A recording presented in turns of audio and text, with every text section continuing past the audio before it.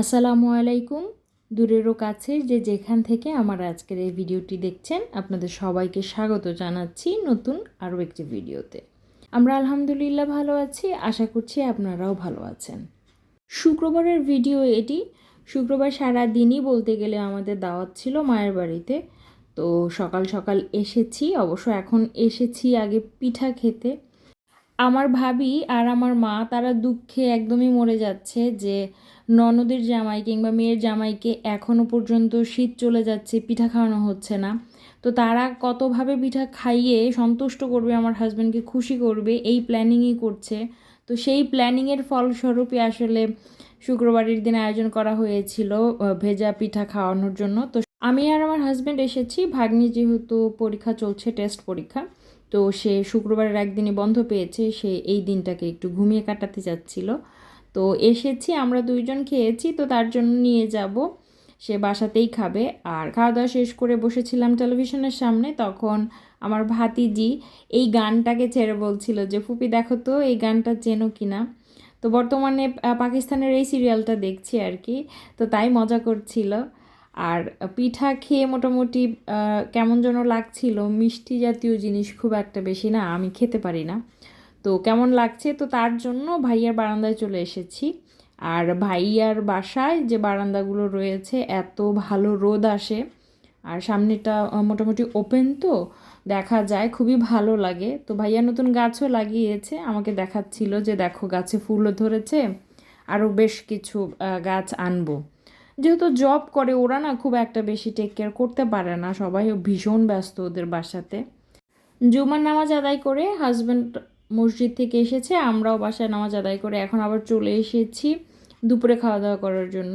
তো আজকের এই ভিডিওটা দেখবেন যে শুধু আমরা আমার বাবার বাড়িতে যাচ্ছি আর আসছি এরকম একটা ব্যাপার। তো এইবার অবশ্য ভাতিজি আমাদের ওয়েলকাম করলো। আর ভাতিজার তো সে কত কথা, সে প্রথমে সালাম দিল, তারপরে আমি আবার প্রশংসা করছিলাম যে বাবা পাঞ্জাবিটা সুন্দর, হেসে দিল, বলছিল যে আমাকে গিফট করেছে এই পাঞ্জাবিটা।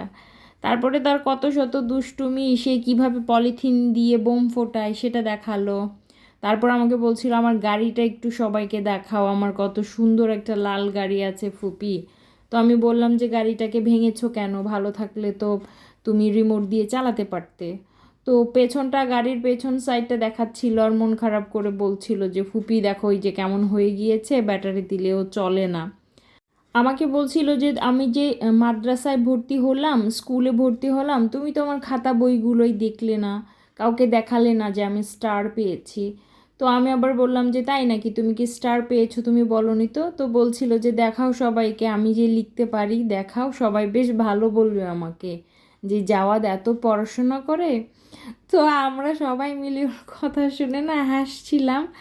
মানে অ্যাপ্রিসিয়েশনটা আসলে বাচ্চারাও ছোট বয়স থেকে ধরতে পারে, যে অ্যাপ্রিসিয়েট করার ব্যাপারটা। তো আমি আবার বলছিলাম যে বাবা তাহলে তুমি কেন ঠিক মতো তোমার স্কুলে যাও না, বসতে চাও না, কান্না করো কেন। বলে যে আমি তো ছোট, এর জন্য আমি বড় হলে তারপরে বসবো। মানে সব দিকেই ও বোঝে, সব দিকে ওর সমান তাল রয়েছে। বাসার খুব কাছেই ওর মাদ্রাসাটা। তো প্রথম দিক তো একদমই বসতে চায় না, সাথে একজন গেলে সাথে বসতে হয়, ওর সাথে থাকতে হয়। তো আস্তে আস্তে ঠিক হয়ে যাবে ইনশাল্লাহ। আমার ভাতিজিটাও ছোটোবেলায় তো এরকমই করেছে, সব বাচ্চারাই সম্ভবত এরকম করে আর কি। আর এতক্ষণ দেখলেন খাতা, আর এখন এইটা হচ্ছে সম্ভবত ডায়েরি। তো এই তো আমার ভাতিজার পর্বটা শেষ করলাম, তার সব কিছু দেখিয়ে দিলাম, এখন চলে এসেছি খাবার দাবারে। এই ভর্তাটা আমার খালার হাতের ভর্তা, এত মজা। আমার ছোট খালা না ভীষণ ভালো ভর্তা বানায়, তার হাতের যে কোনো ধরনের ভর্তাই না এত ভীষণ ভালো লাগে খেতে, কি বলবো, এটা না বলে বোঝানো যাবে না। তো যাই হোক, খালার হাতের রান্না, ভাবির হাতের রান্না একদম মজা করে খেলাম। আর খাওয়া দাওয়াটা শেষ করে এখন চলে এসেছি বাসায়। আর বাসায় কিছুক্ষণ রেস্ট নিচ্ছিলাম, তারপর পরই দেখলাম ভাতিজি তার ফ্রেন্ডদের নিয়ে এসেছে তাদের প্র্যাকটিসের জন্য। ভাতিজি ভাতিজির কাজ করুক, আমি আমার কাজে বের হয়েছিলাম, আমার হাজব্যান্ড সাথে ছিলেন। তো দুইজন আমাদের যে কাজ ছিল সেটা সম্পূর্ণ করে এখন আবার ফিরছি বাসার দিকে। আমাদের সমস্ত প্রয়োজনীয় কাজগুলো কিন্তু আমরা শুক্রবারেই সারি, কারণ হাজব্যান্ড বাসায় থাকে। তো সন্ধ্যায় বাসায় ফিরেছি, বাসায় ফিরেই তো থালা বাসন ধুয়ে সিঙ্কটাকে পরিষ্কার করলাম, চুলায় ডিম বসিয়েছিলাম সিদ্ধ। আর যারা মোটামুটি আমার ভিডিও আগে থেকে দেখেন তারা আমার ডিম সিদ্ধ করার এখন এই প্যানটাকে দেখে চিনবেন। আগে এটাতে আমি চা বানাতাম, আর এটা ননস্টিকি তো এটা না কোটিংটা উপরের উঠে গিয়েছে, তো এটাতে চা বানিয়ে খাওয়াটা খুব একটা স্বাস্থ্যকর হবে না। ননস্টিকি জিনিসগুলোতে মূলত ননস্টিকির যে প্রলেপটা উঠে যায় সেটাতে পরে আর রান্নার কাজে ব্যবহার না করাই উত্তম। তবে ডিম সিদ্ধ করলে খুব একটা বেশি কিছু হবে না, তাই ডিমটাই সিদ্ধ করছি। আর এই তো নতুন এই পাতিলটা এখন থেকে চায়ের জন্য ব্যবহার করব। তো এখন চা আমি, আমার ভাতিজি, ভাগ্নি 3 জন মিলেই খাবো।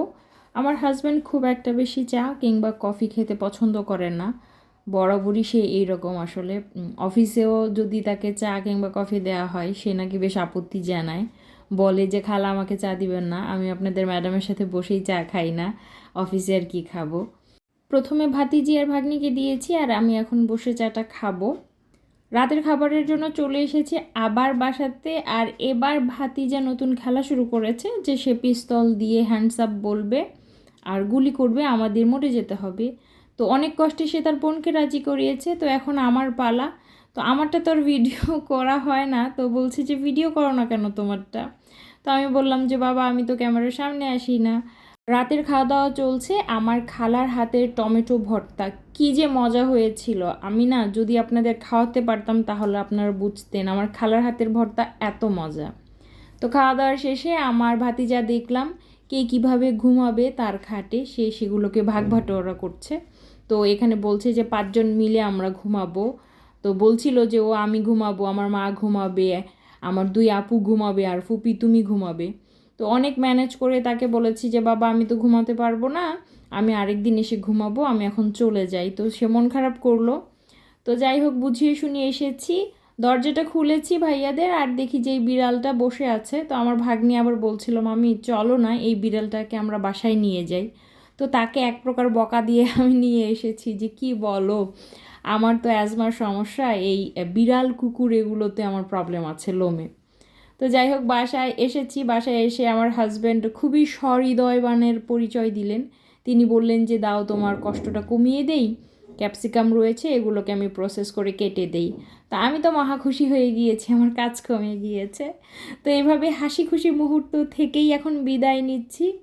আপনারা সবাই অনেক ভালো থাকবেন, যারা আমার ভিডিও দেখছেন তাদের ভিডিও ভালো লাগলে লাইক করবেন, আর সবাই অনেক ভালো থাকবেন। আল্লাহ হাফেজ।